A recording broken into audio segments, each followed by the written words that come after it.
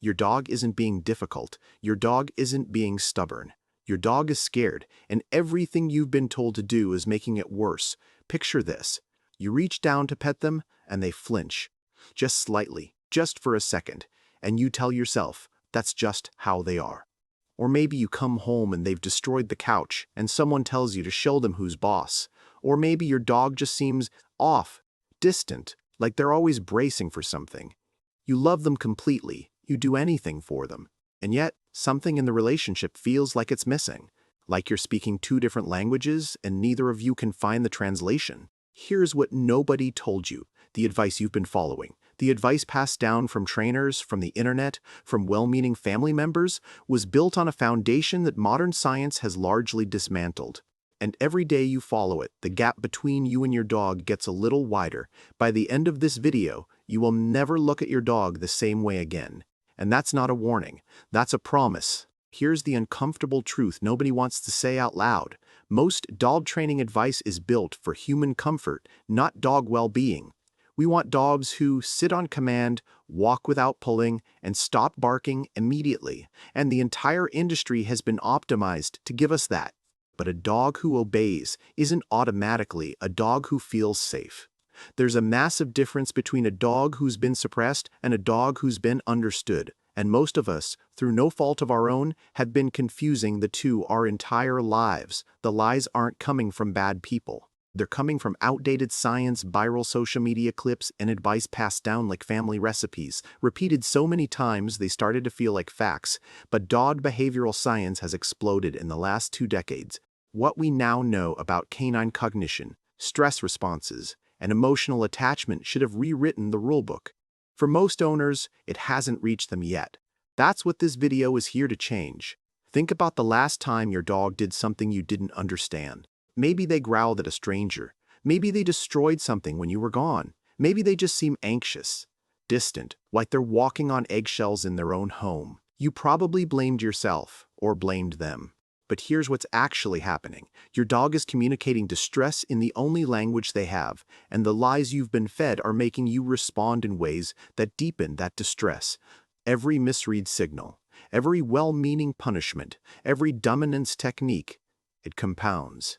It erodes trust slowly, quietly, the way rust eats through metal, invisible until the damage is already done. The bond between you and your dog is not broken, but it may be bending under the weight of misinformation, and you deserve to know the truth. We're going through all 9 lies, but I need you to stay until point 6 because that one single belief is responsible for more anxiety in dogs than almost anything else. And almost every owner gets it completely wrong. If you've ever felt like your dog doesn't fully trust you, that point will hit differently. And if this kind of deep, science-backed content is what you've been looking for, hit subscribe. This channel exists for owners who want to truly understand their dogs, not just control them. Now, let's start with the lie you've probably heard since the very first day you brought your dog home. Had you ever been told that your dog pulls on the leash because they're trying to be the leader, that they jump on guests because they're asserting dominance, that when they ignore your commands, they're challenging your authority? This is probably the most widespread idea in dog training, and it is built on a foundation of junk science. The so-called alpha and dominance theory came from studies conducted in the 1940s on captive wolves, unrelated wolves, forced together in an artificial environment, who form tense, unstable hierarchies as a survival mechanism. That situation has nothing to do with your dog. Nothing. And even the researcher who originally proposed the model spent decades trying to retract it once he understood what it actually meant. Modern behavioral science has completely dismantled this framework. When your dog jumps on you, pulls the leash, or ignores a command, they are not staging a coup. They are an excited, confused, or understimulated animal doing the only things they know how to do. The tragedy is what happens when owners respond with dominance techniques. Alpha rolls, scruff shakes, forced submission. These don't create respect, they create fear. And a fearful dog isn't a safe dog. They're a ticking clock. Imagine someone pinning you to the ground every time you asked a question in a language you didn't fully speak yet. Would you trust them? Would you feel safe around them? Or would you just learn to stay very, very still? That stillness gets mistaken for calm, but it's something else entirely, and that brings us directly to lie number 2. If your dog growls, your instinct might be to correct it immediately, firmly, maybe harshly. You've been told growling means aggression, and aggression must be stopped before it escalates. That instinct comes from a place of love and safety, but acting on it may be one of the most dangerous things you can do. Growling is not aggression. Growling is communication. It is your dog's yellow traffic light, the warning signal that comes before the red. When your dog growls, they are telling you something. I'm scared, I'm overwhelmed, I'm uncomfortable, this is too much. That warning is a gift. And when you punish it, you don't remove the discomfort that caused it. You remove the warning. You teach your dog that telling you they're scared results in pain or fear, so next time, they skip the warning entirely. Studies in applied animal behavior consistently show that punishment-based suppression of warning signals increases unpredictable aggression rather than reducing it. This is how bite incidents happen out of nowhere. The dog didn't snap without reason. The owner just silenced every reason the dog tried to give them. Every time you punish a growl, you are telling your dog, your feelings don't matter here. That erodes trust at the deepest level, so listen when your dog speaks. But what about when they go completely silent? That's lie number 3, and silence might be the most dangerous signal of all. Here's a scenario a lot of owners recognize. Your dog used to be reactive, maybe barky, maybe intense, and then over time they settled. They got calm, easy, and everyone told you, see, they're finally relaxed. They're happy. Whatever you're doing is working. But is it? Behavioral shutdown is one of the most misread states in dogs. A dog that has been repeatedly overwhelmed, corrected, or ignored doesn't always become reactive. Sometimes they become invisible. They stop trying. They disengage. They move through life in a state of learned helplessness, and their stillness gets praised as calm. There's a profound difference between a dog resting peacefully and a dog that has given up on being understood. Think of it this way. It's the difference between someone sleeping soundly and someone sitting in a corner, too exhausted to cry anymore. One is rest, the other is surrender. If your dog seems easy, but also seems disconnected, not playful, not curious, not engaged, ask yourself honestly whether they've been conditioned into silence rather than into comfort.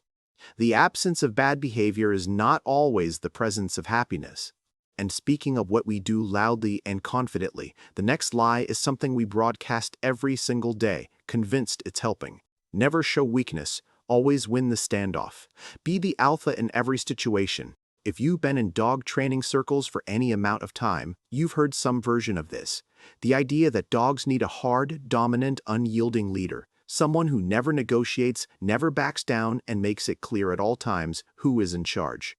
Here's the reality. Leadership in the canine world is not about power. It is about predictability. Dogs don't need a boss. They need a safe base, someone whose behavior they can read, trust, and rely on. The owner who wins every battle through intimidation doesn't earn a loyal companion. They earn a dog who complies out of fear and shuts down in confusion. Attachment theory. Research in dogs mirrors findings in human child psychology. Secure attachment to a caregiver produces more confident, resilient, and socially balanced individuals. Not because the caregiver was the hardest or the loudest, but because they were the most consistent, the most readable, the most emotionally safe. True leadership looks like a great teacher, not a drill sergeant. It looks like clarity, not force. Your dog doesn't want to be dominated. They want to be led safely. There is a universe of difference between those two things. You know the look. You walk in the door. Your dog immediately flattens their ears, lowers their head, avoids your eyes, maybe even belly crawls toward you, and you think they know. They feel bad about what they did. That's guilt, right? Wrong. And this is one of the most emotionally charged lies on this list because it feels so viscerally real. But that guilty look is not guilty. It is appeasement behavior, a deeply hardwired response to human body language that signals anger or tension. Your dog doesn't know they chewed your shoe 3 hours ago. They know right now, in this moment, that you walked in and something about your energy says danger. They are responding to you, not to the act. When you scold them based on this misread, you are punishing a dog who has no idea why, and teaching them that your arrival sometimes means inexplicable punishment. That's not guilt training. That's anxiety manufacturing. Imagine being punished regularly for crimes you can't remember committing by someone you love and depend on completely. That is what this looks like from inside your dog's experience. If this one is hard to hear, stay with me, because line number 6 might be even harder. This one, almost every loving owner does every single day. This is the big one, and I want you to sit with it before you push back. You hug your dog. They go still. They let you.